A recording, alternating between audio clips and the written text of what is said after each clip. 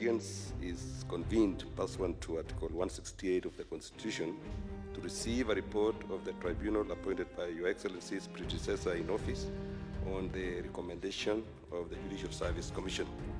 The tribunal was appointed through Gazette Notice number 5540 of 18th May 2022.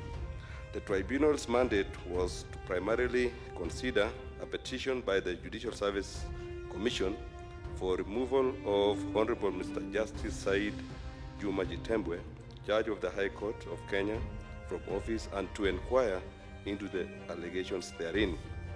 The tribunal was constituted of Honorable Lady Justice Mumbi Ngugi as chairperson, Dr. Fred Ojambo, Senior Counsel, Honorable Lady Justice Abida Ali Aroni, Honorable Justice Nzioki Wamakau, Mr. James Ochieng Oduor, Lieutenant General Retired Jackson Ndungu, and Dr. Lydia Nzomo as members. His Excellency also appointed by the same Gazette Notice Mr. Jasper Mbiuki and Mr. Sarah Yamo as Joint Secretaries.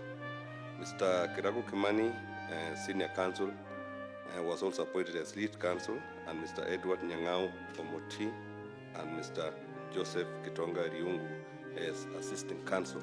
In discharge of its functions, the tribunal was required to prepare and submit a report and its recommendations thereon expeditiously and exercise all the powers conferred upon it by law for the proper execution of its mandate. Your Excellency, the tribunal having discharged its high mandate, permit me, Your Excellency, to invite the chairperson of the tribunal, the Honorable Lady Justice Mumbi, to highlight the findings of the tribunal and thereafter present the report of the tribunal to Your Excellency, the President, Lady Justice Mumbi. Karibu. The tribunal has carried out and completed its inquiry into the allegations against Honorable Mr. Justice Said Juma CHITEMBWE, as outlined in the petition to His Excellency, the former President. Having considered the allegations as framed in the list of allegations and summary of evidence dated 28th June 2022, in light of the totality of the evidence tendered, the Constitution and applicable law, the tribunal makes the following findings. On allegation 1 and 6 in their list of allegations, the tribunal finds that the judge knew Honorable Sonko, had a relationship with him through marriage, and had ongoing dealings with him over the sale of title number Kwale Galu Kinondo 779 during the pendency of the consolidated petitions, which facts presented reasonable circumstances for the judge to disclose the same to the Honorable Chief Justice, colleague judges on the bench, and parties in the consolidated petitions, and to recuse himself from sitting on the consolidated petitions. I should mention here, Your Excellency, that the consolidated petitions related to the impeachment of Honorable Sonko as Governor of Nairobi County. The second point we found is that these facts and circumstances and the failure to disclose the same to the Chief Justice, colleague judges, and the parties to the consolidated petitions amounted to breach of Articles 10, 75, and 232 of the Constitution and Regulations 9, 19, 20, and 21 of the Judicial Service Code of Conduct and Ethics, Regulations 2020 by the judge. His conduct further undermined the constitutional principles of fair hearing, equality before the law, the right to equal protection and benefit of the law without bias or prejudice guaranteed under Article 51 of the Constitution and ring-fenced under Article 25C thereof. The tribunal finds that the contravention of Articles 10, 75, and 232 of the Constitution and Regulations 9, 19, 20, and 21 of the Code of Conduct and Ethics by the judge amounted to gross misconduct or misbehavior. Allegation 2. The tribunal finds that the judge offered legal advice to Honorable Sonko on the possible grounds of appeal against the High Court judgment on the consolidated petitions, which conduct amounted to breach of Articles 10, 73, 2B, 75C of the Constitution and Regulations 11.3A and B, 17.3, 20, 21, and 30 of the Code of Conduct and Ethics. the tribunal finds that the breach by the judge of these constitutional provisions and the Code of Conduct regulations amount to gross misconduct and misbehavior under Article 168(1)(e) of the Constitution.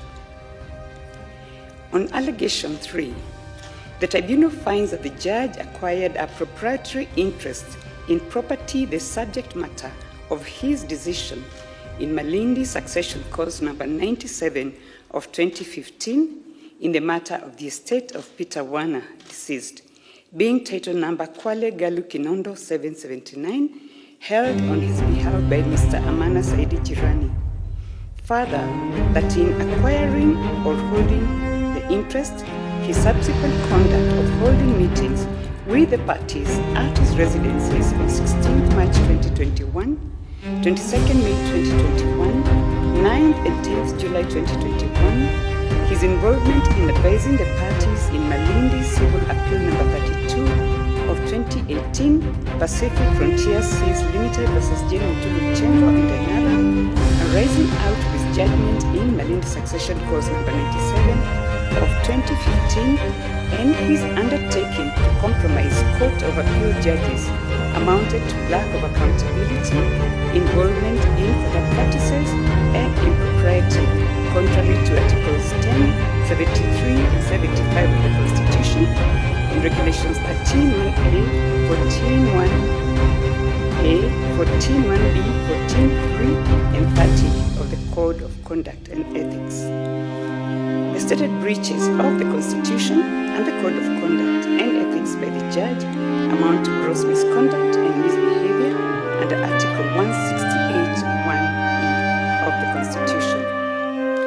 On allegation 4 and 5, the tribunal finds that the actions of the judge in advising parties on the withdrawal of Malindi Civil Appeal number 32 of 2018 and advising on the probable points of appeal from the consolidated petitions, matters in which he had presided amounted to suppression of justice, lack of professionalism and conduct unbecoming of a judge, contrary to Article 73, 75C of the Constitution and Regulations 15, 16A and B and C, 17(3) and 18 of the Code of Conduct and Ethics. The above stated breaches of the Constitution and the Code of Conduct and Ethics by the judge amount to gross misconduct and misbehavior under Article 168(1)(e) of the Constitution. Your Excellency, having made these findings with regard to the 6 allegations against the judge, and having considered all the evidence and following the tribunal's findings that allegations 1, 2, 3, 4, 5, and 6 have been proved, we unanimously find that the judge's conduct was in breach of the Judicial Service Code of Conduct and Ethics Regulations 2020, amounted to gross misconduct contrary to 168(1)(b) and E of the Constitution, and in accordance with Article 168(7)(b) of the Constitution, we therefore recommend to Your Excellency that the Honorable Mr. Justice Saidi CHITEMBWE be removed from the office of Judge of the High Court. We now have the Honorable Excellency to submit our report to you, and we thank you for the honor that has been bestowed on us as a tribunal. Thank you.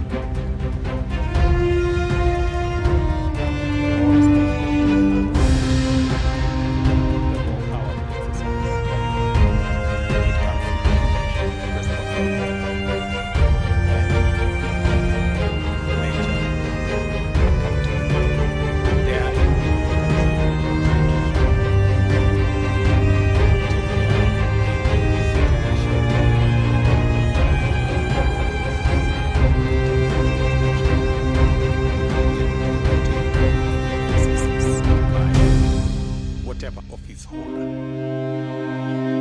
Therefore, for us to be built on the firm foundation of the rule of law, we must always keep that narrow path of the rule of law and avoid extra constitutional, extra legal means of dealing with one another. It points clearly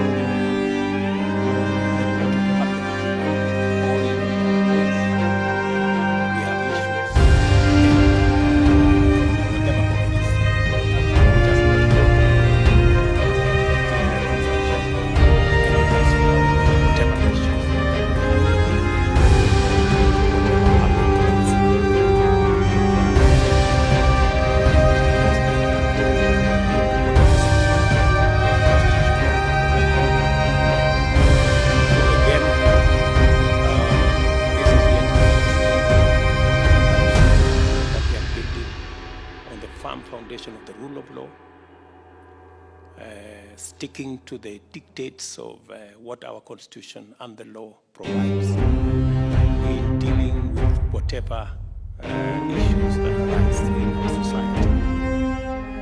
Again,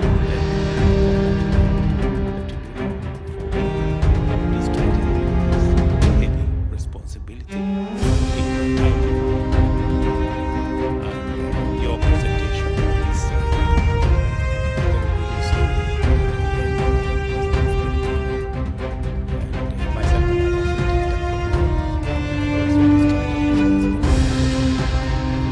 so again, congratulations to you.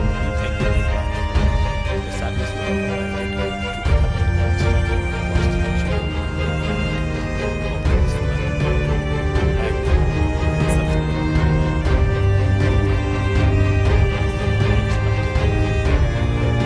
This is a matter that I don't have any other request. I don't believe that if a matter like this comes to my office and I have no choice but to do what the law says, that does not make me any less. I think it's just the way things are supposed to be. I think there is an argument always as to whether the president can be presented with a favorable bill. And I think there are occasions that that's the case. And I think this is one of them.